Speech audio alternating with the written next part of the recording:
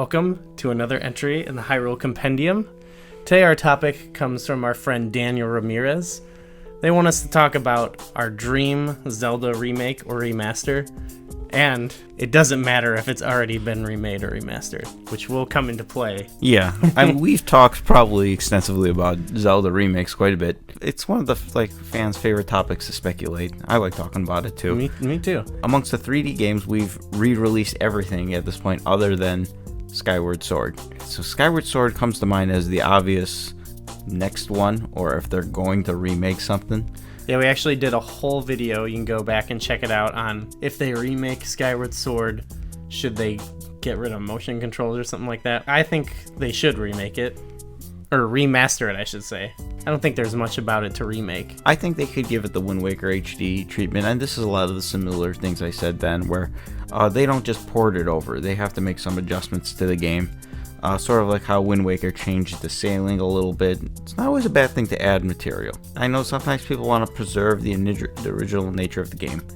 But, there's nothing wrong with adding a few things here and there. I know, even Majora's Mask dabbled in this by, adding the fishing holes. Yeah, I think they could add a couple more fun things to do in the sky, maybe. Yeah, they can add a lot, and it wouldn't take away from the game. They could add an entire region in the sky or something. Right. A whole new island that's half the size of Skyloft that has 20 new characters.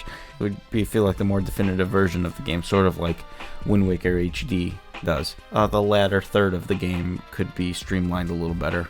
Sort of like what they did with Wind Waker HD as well. That's a big thing, I think, for that game. That being said, Skyward Sword is not my go-to game in terms of what needs to be remade. I think I've mentioned this before, but Ocarina of Time HD is a game that's going to come out eventually. I wrote an article on the site about a year ago, I think, and it was about, do you want to see Ocarina of Time HD on the Nintendo Switch? Yeah. And it was almost universal no. The game came out in 98, re-released with Master Quest, re-released on Wii Virtual Console, re-released on 3DS. How many? You can own it on everything. There's people that have probably purchased this game 5 times. Maybe a little bit. Maybe it's too much at this point, but I can totally see that game being remade from the ground up with totally new graphics engine. Graphics and everything. And I think changing the game a little bit. Like I said, adding some pieces to the puzzle a little bit. Adding some new locations, expanding on the world a little bit. It's one of those things, though, that it worries me. Maybe they think this game is too sacred. We can't adjust it at all. When you look back at the Ocarina of Time 3D remake, it's they dabbled in making some changes, but very minimal changes. Mostly graphical changes. Mm-hmm. Little things like how the game plays, but nothing in the game. I wonder if they'll ever change the in-game stuff.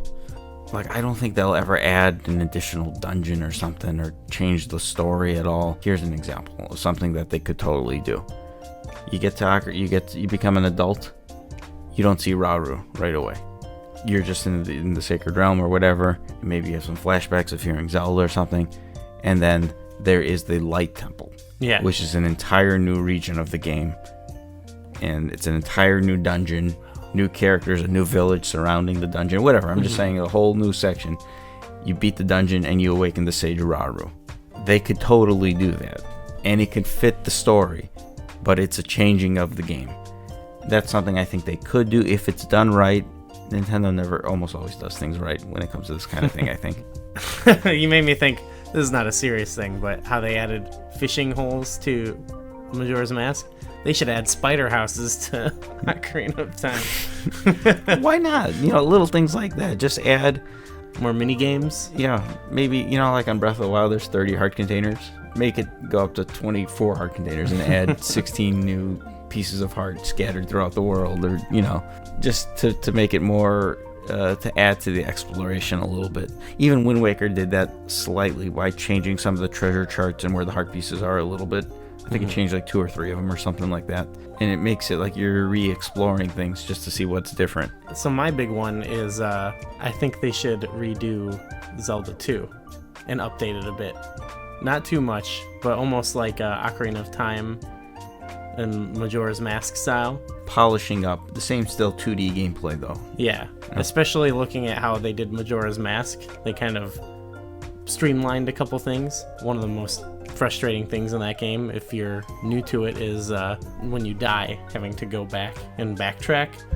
So it would be cool if they kind of just added some more points. You would go, you'd go back to somewhere close by when you die or something. Almost like internal save states to an extent. Not exactly, but like just more checkpoints. More respawn points then. It doesn't have to be as forgiving as like Twilight Princess. You're in the same room virtually. There are a lot of people who dislike that game, but only because they can't get by the wall of difficulty. And I think if they saw the whole game, they would see what an awesome game it is. That's one that is totally untouched as far as a remake goes. I think it's another game that they could easily add some more areas to, because if you think of that map and how that game works, where you can just add locations wherever you want, like add a town here, add a, because it doesn't affect the map. It's almost like Super Mario 64 or Mario Sunshine, where the little towns are just paintings in the map. You go there and then that goes to whatever you want. It doesn't matter the size or scope. It doesn't need to make sense. Yeah, exactly. Or they could totally redo the overworld completely. I mean, that was one of the things when I was thinking of what games fit this mode. Like, what games do we want to remake? And I'm like thinking, like, A Link to the Past is my favorite game. And we just got A Link Between Worlds. Sequel, whatever you want to call it. That's as close to an A Link to the Past remake as we're ever going to get. And it was great. I liked that game. It was fun. And I was like thinking to myself, what if they did something like that for Link's Awakening or Oracle of Seasons, where it's sort of like that 2.5D, like almost like the Link Between Worlds engine, but you're in Holodrum and you're playing Oracle of Seasons or something. I don't know. I'm not sure. A Link Between Worlds is a different game than A Link to the Past. It's a sequel. It's not. It's like a borderline remake. Like it's kind of hard to explain. It's like a re-sequel, if that makes sense. Because it's like the story progresses. It's kind of a sequel in the same world, and that's what it is. They don't get too hung up on sequels or connecting things in the timeline, and I think one big reason is because it's a game about exploration. How do you explore a world you've already been to? Right, yeah, you're exactly right, yeah. And A Link Between Worlds is one of the only games that you revisit. It's the only game, I think, where you revisit literally the same overworld, and you can see how things changed a little bit, but it's still the same world. So, like, for some of these games, when I'm thinking, like, Oracle of Seasons, I'm like, would I want a remake in that same world? Or would I want a reimagining, like a sequel taking place in Holodrum or something? I don't know if that's a definitive yes or no. I think they've done that with A Link to the Past, and I don't think they need to do that again. Or if they do it again down the road, this is not something that should be common practice. I think out of all of those classic top-down games, that it made sense to do it for A Link to the Past, because it's probably the biggest one out of all of those games, and it would almost. Maybe it would be redundant to do it to every game. I'm not sure if you're aware of this, but like when they were making Oracle of Ages Seasons, and there was a third game at the time, one of the games was a reimagining of The Legend of Zelda. And that kind of became what Oracle Seasons is. That's why, the boss of the first dungeon is Aquamentus. The boss of the second dungeon is Dodongo. Manhandla is in there. Gleeok is in there. It's all the same bosses from the first game. Yeah. And in fact, if you look at Gnarled Root Dungeon, the first dungeon in Oracle Seasons, it's the same map as the Eagle, the first dungeon in Legend of Zelda. It's laid out the same way. Same boss at the end. The old man is in there. Saying that makes me think if they were to do something like that it should just be a new game. But it could borrow elements from the Oracle's Link's Awakening and Legend of Zelda. Those all kind of have that classic vibe to it. And in definitely in a distinct way to A Link to the Past. They did release that the broadcast satellite version, the BS Zelda, where it's like a color enhanced graphical enhancement version of the original Legend of Zelda. And some stuff has changed with the locations. A lot of it's actually changed, but they could always do something like that too, where it's just a graphical enhancement. This is far from what I would consider, going back to the question, my dream Zelda remake. Most of the things we're talking about that game aren't something I'm like dreaming of, but when I hear it, I'm like, that could be cool.